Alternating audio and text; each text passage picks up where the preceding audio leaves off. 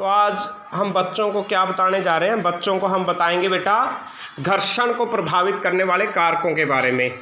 और घर्षण को जो प्रभावित करने वाले कारक हैं हम देखेंगे वस्तु का द्रव्यमान यानी कि मास ऑफ द ऑब्जेक्ट, वस्तु की प्रकृति यानी कि नेचर ऑफ द मटेरियल, इसके ऊपर डिपेंड कर रहा है ये।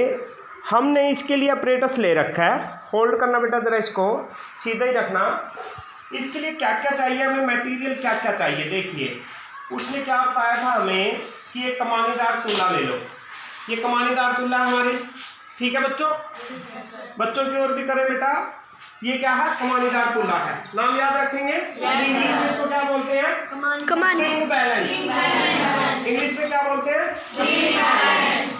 ये क्या करेगा, आपका भार मापने के काम आता है या बल को मापने के काम आता है, कितना बल लग रहा है, ठीक है बेटा। तो इसकी साइड में इधर न्यूटन में भी माप रहा है ये और ग्राम में माप रहा है, इस तरह से माप सकता है ये। हमने क्या किया, एक बॉक्स लिया, बॉक्स को एक धागा लपेट लिया चारों ओर। इसके क्लोज लेके आना बेटा जरा भी, यहाँ लेके आना अभिषेक। देखो यहाँ पे फोकस करो, यहाँ पे सामने से आ जाओ ना बेटे। अभी इसकी रीडिंग क्या है, 0 है। देखते रहना, इस पे फोकस करो, जूम करो। जैसे जैसे ये बॉक्स चलने लगा ना, रीडिंग लगभग 1 न्यूटन के आसपास पहुंच गई। तो इतना बल इसको लगाना पड़ा हमने खींचने के लिए। नेक्स्ट क्या करते हैं, जब इसके ऊपर सपोज कीजिए हमने कोई भारी वस्तु रख दी, ये बुक रख दी, ये बुक रख दी इस बॉक्स के ऊपर, ठीक है, रख दिया। अब पीछे से ओके, अब रीडिंग देखिए क्या चेंजेस आएंगे रीडिंग में। तो देखिए उससे ज़्यादा रीडिंग लग रही है ना। Yes sir. यानी कि ये वस्तु के द्रव्यमान पे डिपेंड कर रहा है, फ्रिक्शन, घर्षण। कमानीदार तुला की रीडिंग क्या दे रही है हमें, पाठ्यांक क्या दे रहा है कि कितना बल लग रहा है, कितना घर्षण बल लग रहा है, ठीक है। ये नोट हो गया, ये इसमें रिकॉर्ड हुआ बेटा। यस ये सर। चेक करना एक बार, इसमें रीडिंग आई है क्या नहीं आपकी। आई है। इसकी ये बैटरी बेशक ऑन कर लो ना आप, रीडिंग दिख जाए आपको। ये देखो रीडिंग यहाँ पे पहुँच रही है कितनी, 3 न्यूटन से भी ज़्यादा पे पहुँच गई। Yes sir.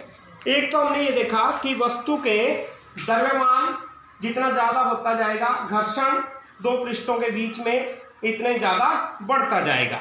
ओके, फिर हमने क्या किया, हमने कहा कि कुछ अलग अलग मटेरियल लीजिए।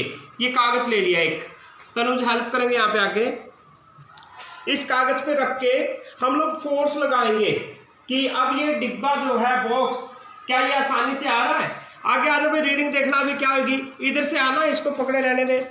अब यहाँ पे रीडिंग देखना, फिलहाल पहले 1 न्यूटन के लगभग चली थी, अब देख रहे हैं अब भी लगभग 1 न्यूटन से थोड़ा कम रीडिंग है। Yes sir. यानी कि मुझे खींचते हुए महसूस हो रहा है कि कागज़ पे रखने के बाद ये और आसानी से जो है बॉक्स को मैं खींच पा रहा हूँ, यानी कि कागज़ के ऊपर घर्षण और ज़्यादा कम हो गया, ठीक है। अब हम टावल रखते हैं, क्या रखते हैं, टावल रखते हैं बेटा। ये टावल हमारे पास है और हम लोग देखिए यहीं पे देखेंगे कि बॉक्स में अब रीडिंग क्या आएगी। देखिए बेटा रीडिंग वाला दिख रहा है ना आपको ये। Yes sir. तो देखिए रीडिंग जो है, देखिए ये रीडिंग 1.5 न्यूटन से भी ज़्यादा लगानी पड़ी, यानी कि ये खुरदरापन ज़्यादा है इस टावल में और इन पृष्ठों के बीच में घर्षण बल ज़्यादा हो गया। इसी को तो कहते हैं कि वस्तु की प्रकृति पर डिपेंड करता है घर्षण। अलग अलग वस्तु होगी ना, यहाँ पे सिल्क का कपड़ा होगा, सूती कपड़ा होगा, कॉटन का होगा, कोई और टावल अलग अलग टाइप के होते हैं बेटा, नाइलॉन का होगा, रेयन का होगा, सब में क्या होगा, अलग अलग घर्षण आपको मिलेगा। किसी में बराबर भी मिल सकता है ना, 2 सरफेस की प्रॉपर्टीज मिल सकती है, प्रकृति कहीं न कहीं पे एक जैसी प्रकृति भी हो सकती है।